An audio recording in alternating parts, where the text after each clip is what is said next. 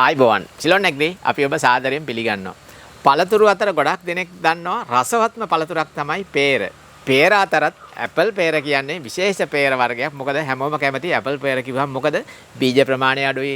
ඒ වගේම තමයි ගෙඩිය රවුම් විශාල ගෙඩියක්. ඒ වගේම තමයි බඳුනක වගා කර ගැනීමේ හැකියාවක් තියෙනවා. ඒ වගේම තමයි හැබැයි වාණිජ වගාවක් වශයෙන් වියලි කලාප සහ අතරමැදි වල බහුලව වගා කරන්න පුළුවන්. අද මේ වන විටත් අපේ රටේ ගොඩක් දෙනෙක් මේ ඇපල් peer වගාව කරනවා. මොකද ඊටමත් හොඳින් කරන්න පුළුවන් වගාවක් නිසා.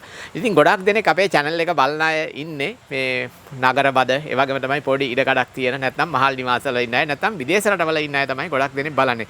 එයාලත් කැමති දැන් මේකට වගාවට හුරු වෙලා මෙන්න මේ ඇපල් peer පැලයක් හිටව ගන්න ඉඩ නැත්නම් බඳුනක හරි වගා කරගන්න ගොඩක් දෙනෙක් කැමති වෙනවා. මොකද අඩුම කාලයකදී පළදාවක් ලබා ගන්න පුළුවන් නිසා.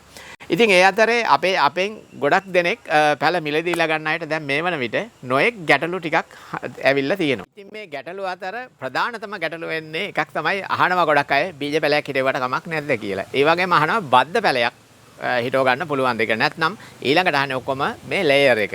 ඉතින් මේ තුනම හදා ගන්න පුළුවන්. හැබැයි පළදාව අපට ලැබෙන කාලය ටිකක් වෙනස් වෙනවා. කෙටිම කාලයකදී පළදාවක් ලබා ගන්න පුළුවන් අතු පැලයක. ඒ කියන්නේ අපි එයා ලේයරින් කියන්නේ ලේයර් කරලා ගන්න පැලයක්. මොකද ඒ පැලේ ගන්නේ පළ දරන ගහක අත්තක් මුල් අද්දලා කෙලින්ම අරගෙන ගන්න පළදාවක්. ඒක සාමාන්‍ය මාස 3-4 වෙනකොටත් පළදා වෙනවා. ඒ වගේම තමයි බීජ පැලයක් නම් අවුරුදු 1මාරක් දෙකක් විතර කාලයක් යන්න ඕන අපිට පළදාව ගන්න. බද්ද පැලයකත් ඒ වගේ තමයි. මොකද බද්ද පැලෙත් ටික කාලයක් යනවා. හැබැයි peer බද්ද කරනවා ඉතාමත් අඩුයි. මොකද බද්ද කරන්න හරි අපහසුයි. මොකද ටික කාලයක් යනවා බද්දේ සංදි වෙලා ඒක අපිට ප්‍රයෝජනට ගන්නකොට ඊට ඉස්සෙල්ලා අපිට පුළුවන් බීජ පැල සහ මේ ලේයර් පැලයක ගෙඩි පළදාවක් ගන්න. ඉතින් ඒ ගැටලුව අතර තව ගැටලුවක් එනවා. ගොඩක් දෙනෙක් කියනවා මේ පළදාව තියෙන පොඩි බඳුනක හිටවලා තියෙනවා. නැත්නම් මේ ගෙඩිය ගොඩක් ලොකුයි ගහ හැදෙන්නේ නැහැ කියලා. ඉතින් ඒකට තමයි ලොකු විසඳුමක් දෙන්න හදන්නේ අද. මොකද ඔබ දන්නවා සාමාන්‍ය මේ බලන්න මේ පැලේ මේ ඇපල් peer පැලයක් ලේයර් කරලා ගත්ත පැලයක්. මේක මේ තියෙන්නේ. මෙන්න මේකේ මේ වෙන විටත් ගෙඩියක් හටගෙන තියෙනවා. හැබැයි මේ පළදාව අපිට මාස 2-3 ගන්න යනකොට මේ ගෙඩිය දැන් ලොකු වෙන්න පටන් ගන්නවා. ඊළඟට අපි මොන පොර දැම්මත් මෙන්න මේ ගහ හැදෙන්න තියෙන සාරවත් කොටස් අරගෙන තමයි මෙන්න මෙයා පෝෂණය වෙන්නේ. එතකොට මේ ගහ බාල වෙනවා. ඒකයි අපි ගොඩාක් දුරට කියන්නේ පළවෙනි පළදාව අයින් කරන්න කියලා. එහෙම අයින් කරපුවාම ගහ ඉක්මනින් වර්ධනය වෙනවා. වර්ධනය වුණාට පස්සේ ගහ පළ දරන්න සුදුසු නම් අපට පුළුවන් පළදාව එතනින් එහාට ගන්න. අන්න ඒ කාලේ වෙනකන් අපි හැමතිස්සෙම ගහ කියන්නේ ගහ නියමෙටම අපි කප්පාදු කරලා ඒ වගේම තමයි අවශ්‍ය කරන පොර දාලා ගහ සාරවත්ව වගා කරන්න. ඊට පස්සේ පළදාවක් ගත්තාම ගහ ඒ විදිහටම අපට තියාගෙන යන්න පුළුවන්. ඊළඟට තව ප්‍රශ්නයක් එනවා. මේ පළතුරු peer වල ගොඩක් පණුවෝ ඉන්නවා කියලා ගෙඩිය හොඳට තියෙනවා.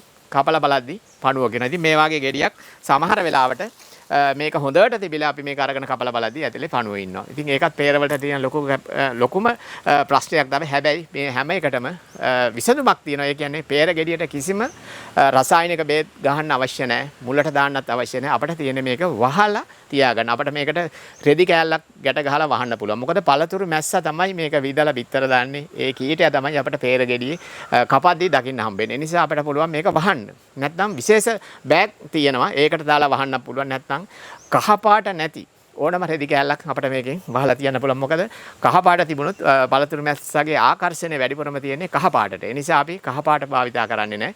වෙන ඕනම වර්ගයක රෙදි කෑල්ලකින් මේක වහලා තියාගන්නත් පුළුවන්. එහෙම වුණොත් අපිට පුළුවන් මේ පළතුරු මැස්සගෙන් වන හානිය වළක්වා ගන්න. ඉතින් ඊළඟ ගැටලුව තමයි මේ peer පැලයක් හිටවපුවාම අපි ගොඩාක් මොකද මේ වගේ ලේයර් එකකදී හැම තැනින්ම අතු වෙනවා. සාමාන්‍ය මේ වගේ අතු ගොඩක් තියාගන්නේ නැහැ. අතු ගස් 3ක් වාගේ තියාගත්තට කමක් නැහැ. මොකද ඒ 3 තමයි උඩට ගිහිල්ලා අපි දලු කඩලා පඳුරක් වශයෙන් හදාගන්නේ. මොකද සූර්යාලෝකයේ හොඳින් ගහට අවශෝෂණය කරගන්න අවශ්‍ය නිසා. ඔබ දකින්න පුළුවන් මෙන්න මේ peer පැලේ බලන්න මේ වගේ අතු මේ අත්ත මෙතෙකට ඇත්තටම අනවශ්‍යයි. මේ අත්ත ඉවත් කරන්න ඕන. මෙන්න මේ අත්ත ගොඩාක් දෙනෙක් කරන දෙයක් තමයි මේ වාගේ තැනකින් මෙන්න මේක කපලා මෙතනින් දැන් අයින් කරනවා. අපිට බලන්න පුළුවන් මේ දැන් ඉවත් කරලා තියෙන්නේ. හැබැයි මේක වැරදි ක්‍රමයක් මේ කප්පාදුවේදී.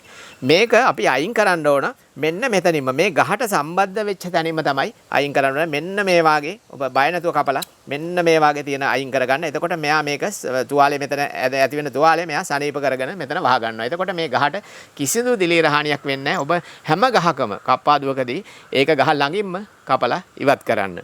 ඒ වගේම ඔබට පුළුවන් සාමාන්‍ය peer පැලයක් වෙළඳපළෙන් මිලදීලා ගන්න. ඇපල් peer කියලාම ඉල්ලන්න.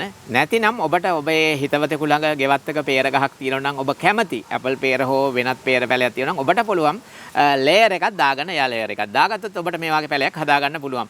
මේ layer දාගන්න විදිය අපේ සිලෝනෑගේදී අපගේ YouTube නාලිකාවට ගිහලා 54 වෙනි වීඩියෝ එකට බලන්න. ඔබට පුළුවන් මේ peer පැල කොහොමද layer කරන්නේ අන්න ඉක්මනින් පළදාව ගන්න කියලා මේ වීඩියෝ එක බලන්න. හොඳට ඔබට හොඳ දැනුමක් ලබා ගැනීමේ හැකියාවක් තියෙනවා. ඉතින් ඒ විදිහට හදාගෙන ඔබේ ගෙවත්තෙත් ඔබට පුළුවන් ඊටමත් ඵල බරින් පිරුණ හොඳ ඇපල් peer පැලයක් හදාගන්න. ඔබ මහල් නිවාසික ජීවත් වුණත් ඔබේ ගෙවත්තේ බිම ඉඩ තිබුණත් ඔබට පුළුවන් මේක බඳුනක වගා කරගන්න. ඒ වගේම තමයි ඔබ සිලෝන් නැග්දී අපගේ YouTube නාලිකාව ඔබ තාමත් subscribe කර නැත්නම් subscribe කරලා bell icon එක click කරන්න. ඔබට පුළුවන් අපි දමන අගනා වීඩියෝ ඒ සැනින්ම නරඹන්න. ඔබට සුබ දවසක්.